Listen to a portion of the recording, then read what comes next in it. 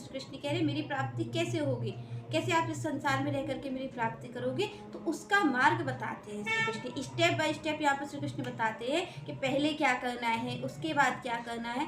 तो श्री कृष्ण सारी चीज़ यहाँ पर बताते हैं कि कैसे आपको उनकी प्राप्ति होगी। क्योंकि यहाँ पर आप देखेंगे सभी साधु संत हैं, सभी भक्त हैं, सबने अपना अपना बताया है कि किस तरीके से भगवान की प्राप्ति हो। पर यहाँ पर श्री कृष्ण अपने ही बता रहे हैं मुख से कि कैसे उनकी प्राप्ति की जाए। तो यहाँ पर श्री कृष्ण कहते हैं भाई कैसे होगी मेरी प्राप्ति इस संसार में रह करके। तो यहाँ पर श्री कृष्ण कहते हैं मयि सर्वाणि कर्माणि संन्यस्य अध्यात्म चेतसा निराशी निर्ममो भूत्वा युद्धस्य विगत ज्वरा। यहाँ पर भगवान कह रहे मयि सर्वाणि कर्माणि, यहाँ पर भगवान कह रहे कि ये जो आपके कर्म है ना, भगवान यहाँ पर कह रहे क्योंकि कर्म की वजह से सुख दुख पा रहे हो।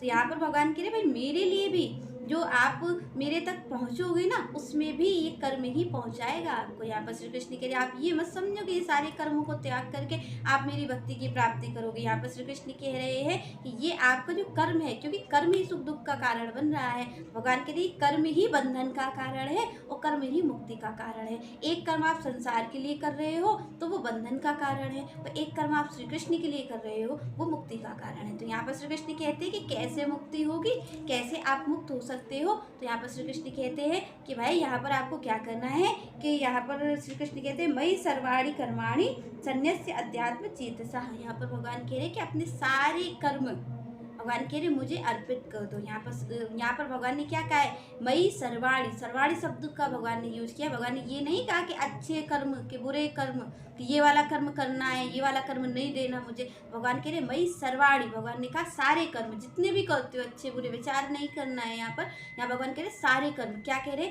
मयि सर्वाणि कर्माणि, यहाँ पर अपने सारे कर्म भगवान कह रहे संन्यस्य अध्यात्म चेतसा, भगवान कह रहे मुझे अर्पित कर दो। और यहाँ पर क्या करो कि भगवान कहते हैं यहाँ पर अपनी स्वार्थ बुद्धि का त्याग कर दो। यहाँ पर भगवान ने कहा है कि ये जो संन्यास शब्द यहाँ पर भगवान ने यूज किया वो ये कहा है त्याग। संन्यास का मतलब होता है त्याग, पर किस चीज़ का त्याग। भगवान कहते हैं कि संन्यास से अध्यात्म चेतसा, यहाँ पर अपने स्वार्थ का त्याग कर दो।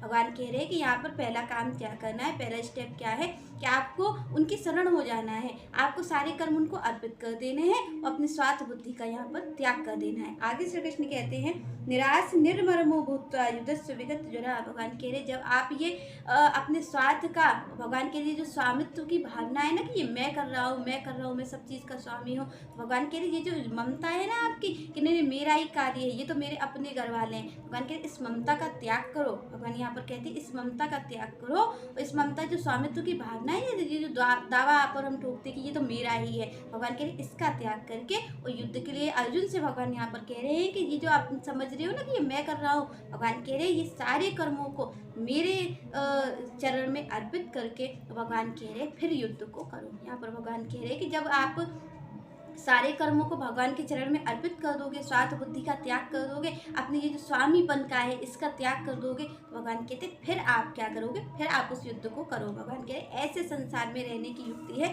कि आपको कैसे रहना है, इस तरीके से रहे। संन्यास यहाँ पर भगवान ने कहा किसका त्याग करना है, स्वार्थ बुद्धि का त्याग करना है, अपनी ममता का त्याग करना है जो आप और हम समझते कि ये मेरा है। तो श्री कृष्ण कहते इसका त्याग कर दो, और इसका त्याग करने के बाद फिर आप मेरी शरण में आ जाओगे, तब आप ये जो द्वंद्व है इससे मुक्त हो जाओगे। तो आगे श्री कृष्ण कहते हैं ये मे मतमिदं नित्य अनुष्ठिति मानवाः श्रद्धावंतो सुयंतो मुच्यन्ते ते अपि कर्म भी। भगवान ने कहा कि ये मे मतमिदं नित्यम अनुष्ठितन्ति मानवा। भगवान कहते हैं अनुष्ठितन्ति मानवा। तो यहाँ पर भगवान ने कहा कि क्या करना है कि अगर भगवान कहते कौन इस सुख दुख के द्वंद्व से मुक्त होगा, जो मेरे इन उपदेशों का पालन करेगा। भगवान ने कहा कि मैं सुख दुख से मुक्त होने की तो यही विधि है जो मैं कह रहा हूँ। यहाँ पर श्री कृष्ण कहते हैं कि ये मैं मतविदम, भगवान कह रहे जो मैंने उपदेश दिया है, जो मैंने ये मार्ग बताया है, भगवान कह रहे इस पे अगर कोई चलेगा, ऐसा ही चलेगा जैसा मैंने कहा है, भगवान कह रहे वो ही इस कर्म बंधन से, वही इस सकाम कर्म से मुक्त हो पाएगा, वही इस सुख दुख के द्वंद्व से मुक्ति पा पाएगा। कौन, जो भगवान के इस कहे हुए उपदेश पर चलेगा। आगे श्री कृष्ण कहते हैं श्रद्धावंतो सुयंतो मुच्यन्ते ते अपि कर्म भी। भगवान कह रहे हैं कि जो श्रद्धा से, भक्ति से, यहाँ पर ये नहीं कि आप जो जबरदस्ती से आप ये कहेंगे नहीं श्री कृष्ण ने ऐसा कहा इसलिए हमें करना पड़ेगा। भगवान कह रहे हैं यहाँ पर आपको श्रद्धावान होकर के, यहाँ पर श्री कृष्ण कहते हैं कि आपको श्रद्धा पूर्वक पालन करना है उनके उपदेश का। यहाँ पर भगवान कह रहे हैं कि आपको श्रद्धा भाव रखना है, विश्वास रखना है। यहाँ पर श्रद्धा का मतलब क्या है? विश्वास, भरोसा रखना है। श्री कृष्ण ने कहा है तो इसलिए हमें ये करना है। तो यहाँ पर भगवान कहते हैं कि अगर जैसे कि मैं कह रहा हूँ कि मेरे जो सारे कर्म आपके हैं वो मुझे अर्पित कर दो, स्वार्थ बुद्धि का त्याग कर दो, ममता का त्याग कर दो, अपने स्वामित्व की जो भावना है उसका त्याग कर दो। भगवान कह रहे अगर मैं ऐसे उपदेश के लिए कह रहा हूँ और जो एकाएक ऐसा ही करता है, भगवान कह रहे जो श्रद्धा पूर्वक विश्वास पूर्वक ऐसा ही करता है, भगवान कह रहे वही सकाम कर्मों से मुक्त होता है, वही इस सुख दुख के द्वंद्व से मुक्ति पाता है। वरना तो आप और हम ये करते ही रहेंगे। आप और हम तो ये समझते हैं कि भगवान की पूजा तो इसलिए होती है। तो यहाँ पर श्री कृष्ण क्या कह रहे हैं कि सारे कर्मों का त्याग नहीं,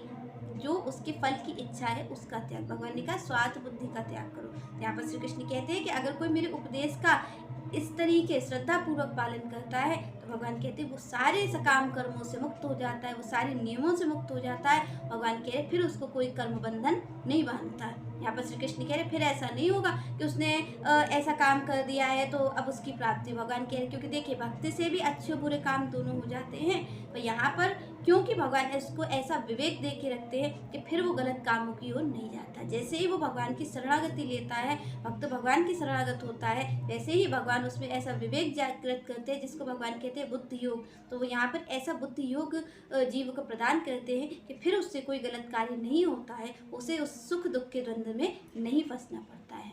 चलिए नेक्स्ट चर्चा हम नेक्स्ट वीडियो में करेंगे। तब तक के लिए जय श्री राधे, जय श्री कृष्ण।